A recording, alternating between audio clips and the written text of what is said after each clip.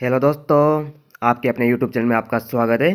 इस वीडियो में मैं आपको एएलपी टेक्नीशियन साइंस के पीवाई के क्वेश्चन करवाएंगे जो कि 9 अगस्त 2018 को फर्स्ट शिफ्ट में पूछे गए थे। वीडियो को बिना स्किप किए लास्ट तक जरूर देखना तथा लास्ट में आपको कमेंट सेक्शन में बताना है कि हमारी वीडियो आपको कैसी लगी। वीडियो को बिना देरी के स्टार्ट करते हैं। आज का हमारा पहला क्वेश्चन है जो एग्जाम में पूछा गया था। एक परमाणु में न्यूट्रॉन की संख्या किसके बराबर होती है? आपको बताना है एक परमाणु में जो न्यूट्रॉन की संख्या जो किसके बराबर होती है। तो आपको ध्यान रखना है द्रव्यमान संख्या। द्रव्यमान संख्या क्या होती है? जो कि प्रोटॉन प्लस न्यूट्रॉन जो कि द्रव्यमान संख्या होती है। तो इसमें परमाणु संख्या क्या होती है? जो कि प्रोटॉन की संख्या होती है। आपको ध्यान रखना है परमाणु परमाणु की संख्या होती है जो कि प्रोटॉन या न्यूट्रॉन की संख्या होती है। तो इसका राइट आंसर हो जाएगा ऑप्शन बी, द्रव्यमान संख्या जो कि प्रोटॉन प्लस न्यूट्रॉन माइनस परमाणु संख्या यानी माइनस प्रोटॉन। तो ये हो जाएगा न्यूट्रॉन की संख्या। तो इसका राइट आंसर हो जाएगा option B is the right answer. अगले क्वेश्चन के आगे बढ़ते हैं। अगला क्वेश्चन हमारा जो एग्जाम में पूछा गया था, मेंडलीव की आवर्त सारणी में तत्वों के गुणों को उनके स्वाभाविक माना जाता है। आपको बताना है मेंडलीव की आवर्त सारणी तत्वों के गुणों को उनके किस गुण के कारण स्वाभाविक माना जाता है? इसका राइट आंसर है ऑप्शन बी, परमाणु द्रव्यमान या एटॉमिक मास के ऊपर निर्भर थी मेंडलीव की आवर्त सारणी। तो इसका राइट आंसर हो जाएगा option B is the right answer. और आपको बताना है जो कि आवर्त सारणी थी जो कि परमाणु संख्या पर किसके द्वारा दी गई थी? तो वह मोजले के द्वारा दी गई थी जो कि परमाणु संख्या पर निर्भर थी। आपको ध्यान रखना वेरी वेरी इंपॉर्टेंट क्वेश्चन है। अगले क्वेश्चन के आगे बढ़ते हैं। अगला क्वेश्चन हमारा, रिक्त स्थान में सबसे उपयुक्त विकल्प भरे वे पौधे जिनमें पौधे के विभिन्न भाग उपस्थित नहीं होते हैं वह कौन सा समूह कहलाता है? आपको बताना है वह पौधे कौन से होते हैं जिनमें पौधे के विभिन्न भाग उपस्थित नहीं होते हैं।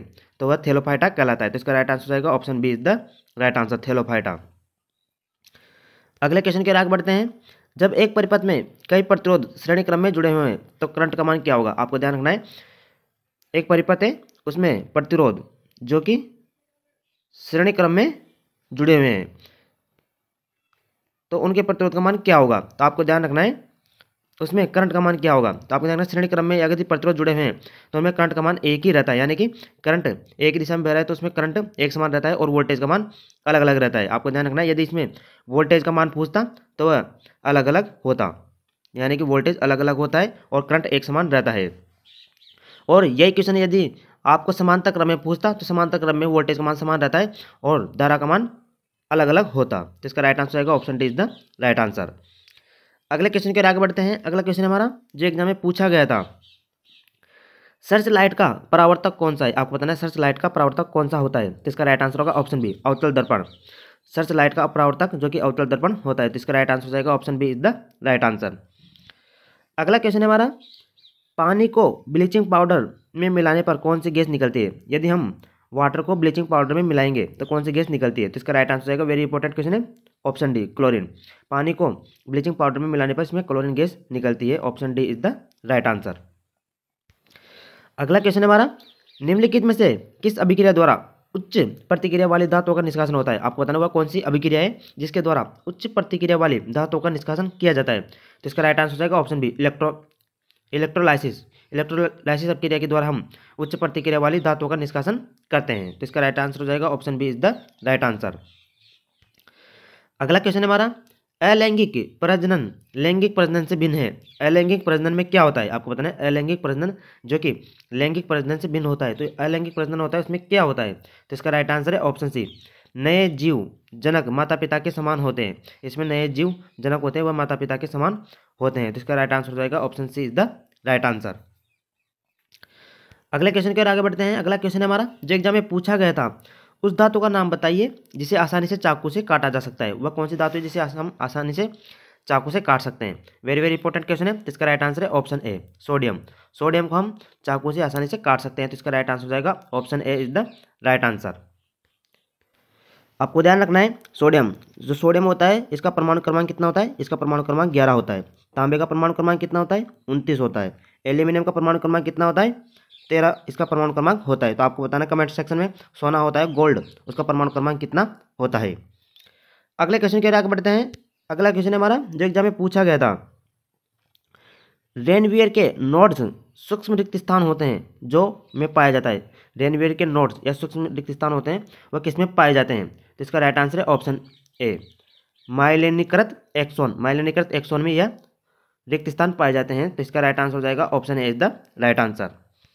अगला क्वेश्चन है हमारा जो एग्जाम में पूछा गया था, इनमें से कौन सा एक सेप्रोट्रोप है, आपको बताना है इनमें से कौन सा एक सेप्रोट्रोप है, तो इसका राइट आंसर हो जाएगा ऑप्शन बी मशरूम। मशरूम जो कि एक सेप्रोट्रोप का उदाहरण है, तो इसका राइट आंसर हो जाएगा option B is the right answer.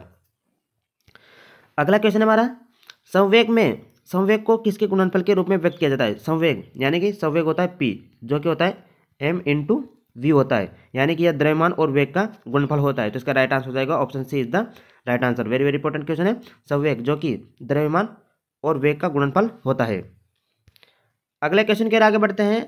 अगला क्वेश्चन है हमारा, नकारात्मक त्वरण निम्न में से किसकी दिशा के विपरीत होता है। आपको बताना है नकारात्मक त्वरण होता है वह निम्न में से किसकी दिशा के विपरीत होता है, तो इसका राइट आंसर है ऑप्शन ए वेग या वेलोसिटी, यह वेग के दिशा के विपरीत होता है। आपको ध्यान रखना है वेग बराबर होता है विस्थापन बटे समय, जो कि वेग का सूत्र होता है। तो आपको ध्यान रखना है विस्थापन जो कि ऋणात्मक हो सकता है, तो नकारात्मक त्वरण में विस्थापन नेगेटिव होता है, तो इसका राइट आंसर हो जाएगा option A is the right answer. अगले क्वेश्चन के आगे बढ़ते हैं। अगला क्वेश्चन है हमारा, NH4 का होल ट्वाई और SO4 के एक अणु में कितने परमाणु होते हैं, तो आपको बताना है इसमें एक अणु में कितने परमाणु हैं। तो इसके अंतर्गत आपको ध्यान रखना है नाइट्रोजन अंदर एक है, उसका बाहर होल ट्वाई है, तो इसमें नाइट्रोजन का कितने हैं 2, हाइड्रोजन के कितने हो गए 8, सल्फर के कितने हो गए 1 और ऑक्सीजन के कितने हो गए 4 परमाणु हो गए। तो आपको इनको टोटल करना है, तो 8 2 और 8 10 11 4 15, तो इसका राइट आंसर हो जाएगा ऑप्शन बी। टोटल करेंगे तो इसमें 15 परमाणु हैं, तो इसका राइट आंसर हो जाएगा option B is the right answer. अगला क्वेश्चन है हमारा जो एग्जाम में पूछा गया था, 1 kWh, आपको ध्यान रखना 1 kWh बराबर क्या होता है, तो इसका राइट आंसर है ऑप्शन सी 1 kWh बराबर 3.6 इंटू 10⁶ जूल होता है, तो इसका राइट आंसर हो जाएगा option C is the right answer. अगला क्वेश्चन है हमारा, ऑक्टेक वर्गीकरण के न्यूलैंड्स लॉ में निम्नलिखित में से कौन सा तत्व अंतिम तत्व है। आपको बताना है ऑक्टेक वर्गीकरण के न्यूलैंड्स लॉ में निम्नलिखित में से कौन सा तत्व अंतिम तत्व है, तो इसका राइट आंसर है ऑप्शन बी थ्योरियम। इसके साउथ सारणी में अंतिम तत्व जो कि थ्योरियम था, तो इसका राइट आंसर हो जाएगा option B is the right answer. अगला क्वेश्चन हमारा, प्रतिरोध की ऐसा इकाई क्या है, तो इसका राइट आंसर है ऑप्शन बी प्रतिरोध की ऐसा इकाई जो कि ओम होती है, तो इसका राइट आंसर हो जाएगा option B is the right answer. अगले क्वेश्चन के आगे बढ़ते हैं। अगला क्वेश्चन हमारा जो एग्जाम में पूछा गया था, एक उत्तल दर्पण दिया गया है जिसकी फोकल लंबाई f वायु में है, जो एक द्रव म्यू बराबर 4/3 में डुबोया जाता है, तो द्रव में दर्पण की फोकल लंबाई क्या होगी, तो इसकी फोकल लंबाई वायु के अंतर्गत दे रखी है। तो आपको ध्यान रखना है जो फोकल लंबाई होती है, फोकल लंबाई जो कि माध्यम पर इसका कोई प्रभाव नहीं पड़ता है, तो इसकी फोकल लंबाई भी कितनी हो जाएगी f हो जाएगी, तो इसका राइट आंसर हो जाएगा option D is the right answer. अगला क्वेश्चन है हमारा, 4 किलोग्राम भार की एक वस्तु क्षैतिज दिशा में 5 मीटर प्रति सेकंड की वेग से बढ़ रही है और इसकी गति 10 मीटर प्रति सेकंड की गति तक बढ़ाने के लिए किया गया कार्य कितना होगा। तो आपको ध्यान रखना है v का मान दे रखा है 10, यानी कि 10 मीटर प्रति सेकंड वेग बढ़ा दिया गया है। स्टार्टिंग में वेग का मान कितना था, यानी कि u का मान दे रखा है 5 और द्रव्यमान का मान कितना दे रखा है, द्रव्यमान का मान दे रखा है 4 kg।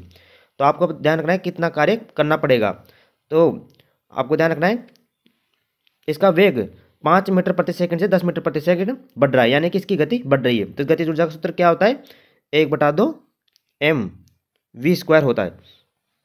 तो आपको इसको हल करना है, 1/2 m का मान दे रखा है 4, कोष्टक में v का मान दे रखा है 10 और अंतिम वेग दे रखा है 10 और प्रारंभिक वेग है 5। 10 का स्क्वायर कर देंगे माइनस 5 का स्क्वायर कर देंगे, तो 2 से कट जाएगा 2 बार, 10 का स्क्वायर 100, 5 का स्क्वायर 25, 100 में से 25 गए तो 75 और 75 को 2 से गुणा करेंगे तो 150 जूल इसका राइट आंसर हो जाएगा। तो इसका राइट आंसर हो जाएगा option A is the right answer. इसी के साथ आज की वीडियो हम यही समाप्त करते हैं। यदि हमारी वीडियो आपको अच्छी लगी हो और अगले पेपर को आप सॉल्यूशन देखना चाहते हो तो हमारे चैनल को सब्सक्राइब जरूर कर लेना तथा बेल आइकन को जरूर दबा लेना। इसी के साथ हम अपनी वीडियो को यहीं समाप्त करते हैं। धन्यवाद।